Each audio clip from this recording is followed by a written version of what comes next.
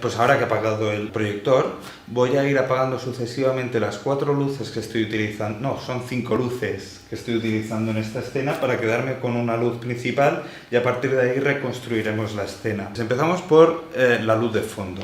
Es esta que tenemos aquí detrás y es la que de alguna manera me permite separar el sujeto con respecto al fondo. Si tuviera un fondo con una textura determinada, más o menos iluminado, podría prescindir perfectamente de esta luz. En este caso tengo un fondo gris neutro y me ha parecido conveniente aportar este detalle de luz. Esta luz la estoy controlando con un foco de este tipo. Este foco no se suele utilizar en audiovisual, sino más bien es un foco de espectáculos. Puedo modificar los parámetros de luz a través del control de MX o a través de esta interficie. Cuando entremos en el tema de vídeo en directo, etcétera, volveremos a este tema. Bien, como veis, la luz de fondo apagada, bueno, nos elimina ese detalle que resta profundidad a la escena. Como los paneles nos están iluminando también el fondo, se está produciendo también una gradación en el fondo que más o menos puede resultar también agradable. Voy a quitar el fondo gris y vamos a ver lo que pasa con el fondo negro. Como veis, la misma escena con un fondo blanco pierde un poquito.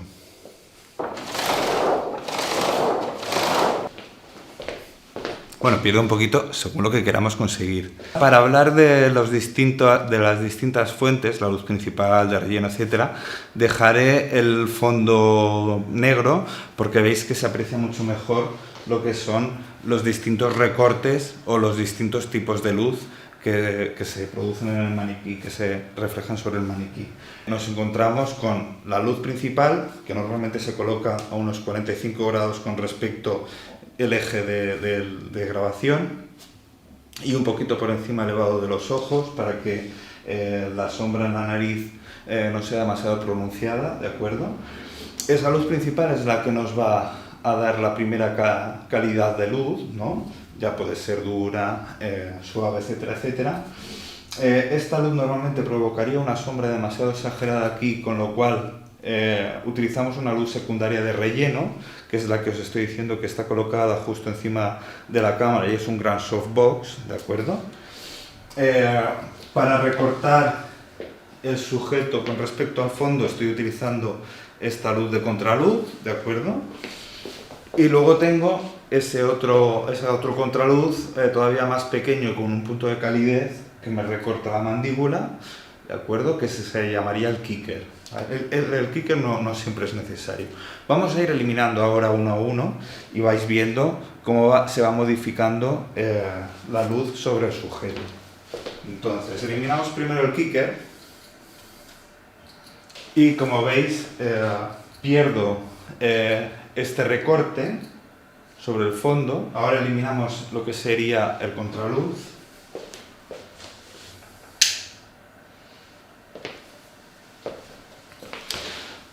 Vale, eliminando el contraluz, como veis, se ha aplanado mucho la percepción del sujeto con respecto al fondo. Vamos a eliminar ahora el relleno.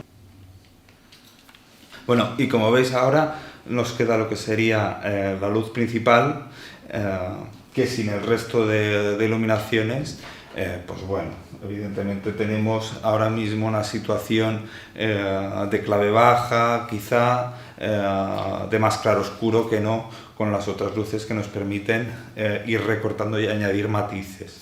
Entonces, como veis, jugando con la posición de las luces y la intensidad de las luces, yo puedo de alguna manera estar dibujando la escena.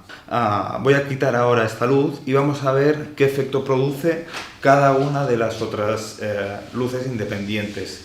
La luz de relleno, en este caso tengo un gran softbox, más o menos cenital, que a poca distancia ilumina bastante, pero a medida que me voy alejando, como veis, pierdo mucha potencia de luz, ¿vale? Este es uno de los problemas de los paneles muy grandes. Al no concentrar la luz, a poca distancia producen una luz suave, etcétera, etcétera, pero bueno, ya veis que tienen este problema. Entonces, esta es una de las maneras principales de controlar también la luz. Si yo me coloco muy cerca de la fuente de luz, me está iluminando, y si me coloco lejos, menos, ¿no? Evidentemente.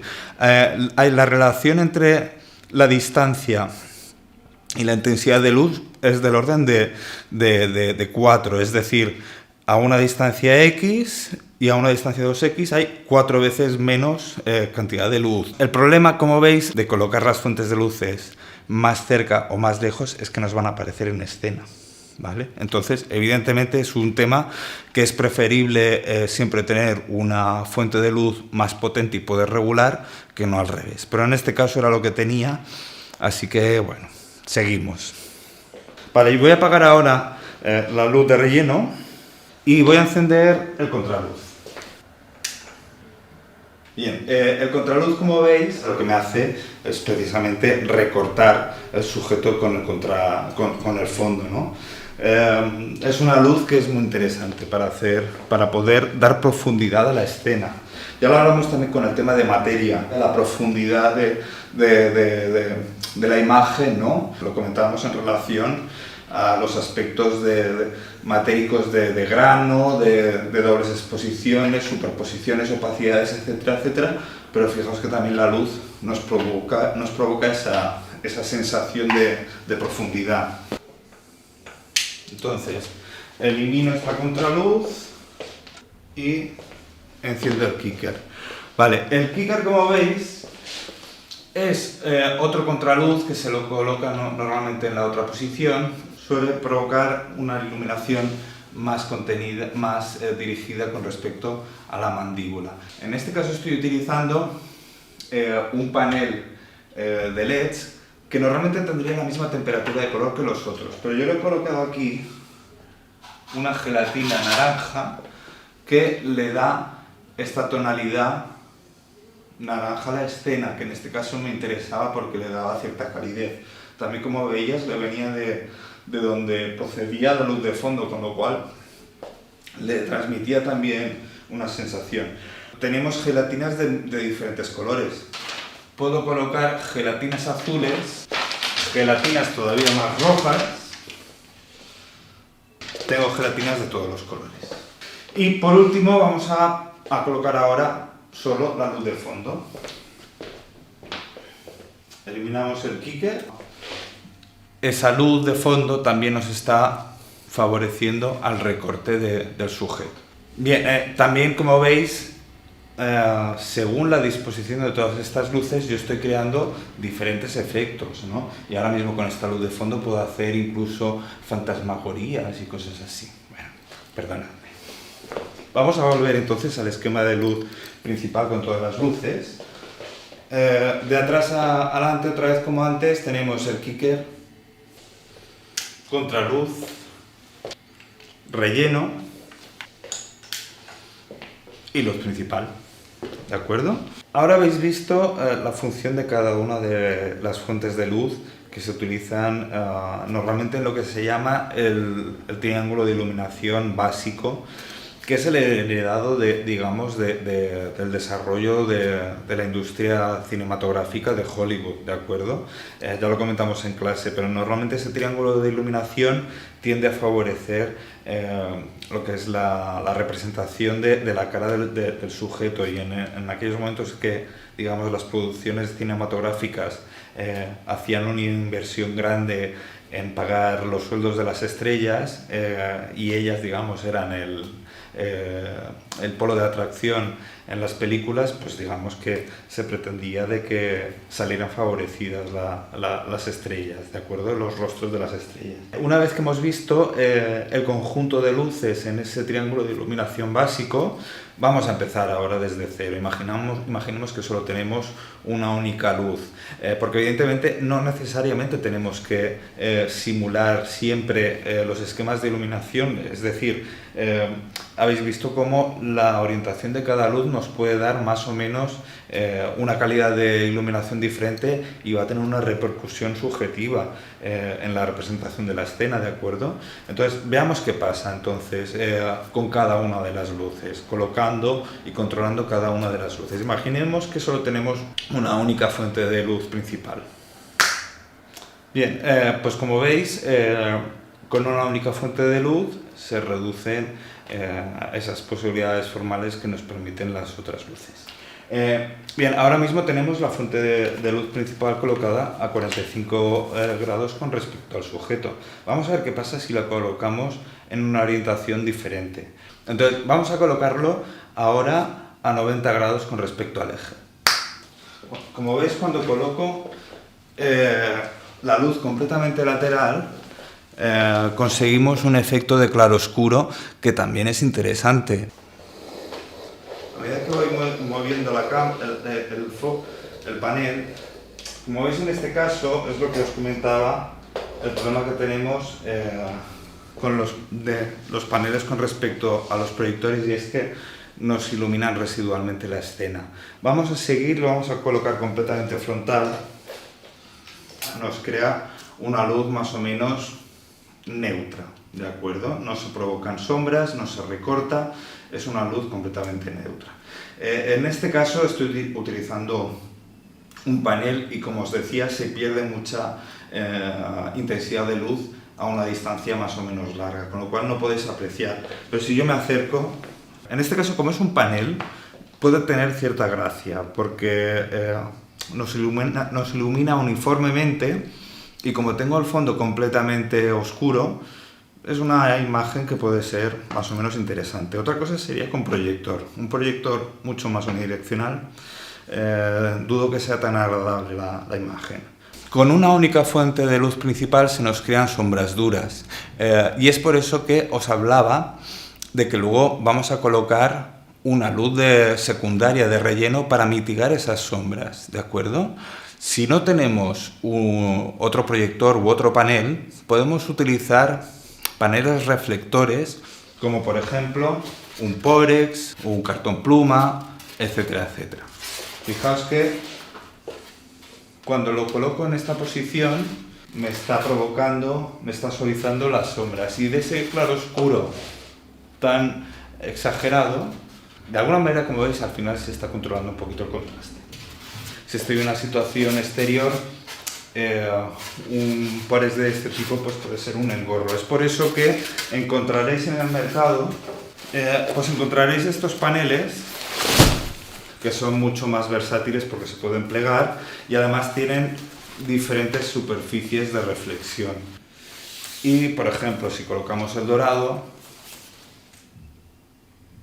los paneles son muy interesantes de llevar en situaciones de luz natural, en exterior día. Ya lo hemos comentado, que un día claro tiene un rango dinámico muy alto y los contrastes son muy exagerados. Si yo quiero, por ejemplo, tener una profundidad en las sombras conveniente, es normal que lleve lo que sería un panel reflector para suavizar lo que serían las sombras proyectadas por el sol. Tenéis que considerar el panel como otra fuente de luz de alguna manera. Es decir, a nivel práctico o teórico, conceptual, nosotros ahora aquí tenemos una única fuente de luz, pero en el momento en el que yo coloco un panel que refleja la luz, esto se está comportando como una segunda fuente de luz. Pues ya podemos utilizar otro panel. Un esquema de luz típico de dos luces sería el de las luces colocadas completamente perpendiculares a la cámara. Nos provoca como una especie de simetría en la cara, que bueno, tiene cierta gracia también. Es una iluminación muy artificial, ¿no? Pero puede ser también interesante este tipo de luz, con los dos focos completamente paralelos. Bien, pues ya habéis visto más o menos el efecto de cada una de las fuentes de luz sobre el sujeto. El esquema básico de tres luces luz principal, luz de relleno y de contraluz, sin el kicker y sin el fondo, es el que normalmente se considera básico en una entrevista, ¿no? Es un buen esquema de iluminación en una entrevista.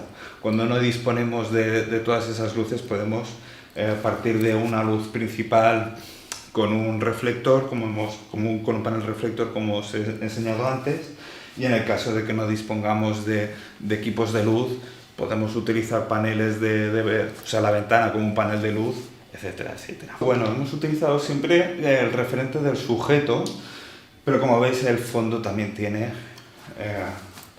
interés.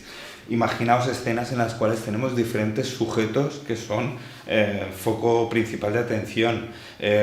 Lógicamente se nos multiplicarían los esquemas de iluminación en este sentido. Un caso paradigmático, por ejemplo, es el tema del chroma key. El chroma key se utiliza para poder realizar grabaciones de sujetos en plató con situaciones de luz controladas y poder insertarlos en otros fondos o en otras escenas. El típico efecto del hombre del tiempo se realiza sobre un fondo verde, ¿de acuerdo? Y gran parte de las producciones de cine se realizan en grandes platós que son enormes salas pintadas de color verde o color azul, el color básicamente que tú utilizas para eliminar en postproducción. Para hacer un chroma key, las luces que estoy utilizando no son las mejores para hacer un chroma key porque me están iluminando el fondo, y yo lo que quiero en una situación de chroma key precisamente es controlar la luz que tiene el sujeto y la luz del fondo, con lo cual no sería la mejor opción utilizar estos paneles. Sería mejor utilizar proyectores y evitar que estos proyectores iluminaran el fondo. Y entonces yo en el fondo utilizaría dos proyectores colocados a 45 grados. Bien, como veis, colocando los dos paneles más o menos a 45 grados, con una iluminación independiente para el sujeto y otra para el fondo, conseguiríamos separar bien lo que sería el sujeto del fondo y poder hacer ese efecto de chroma key que nos permite insertar el sujeto sobre otra escena.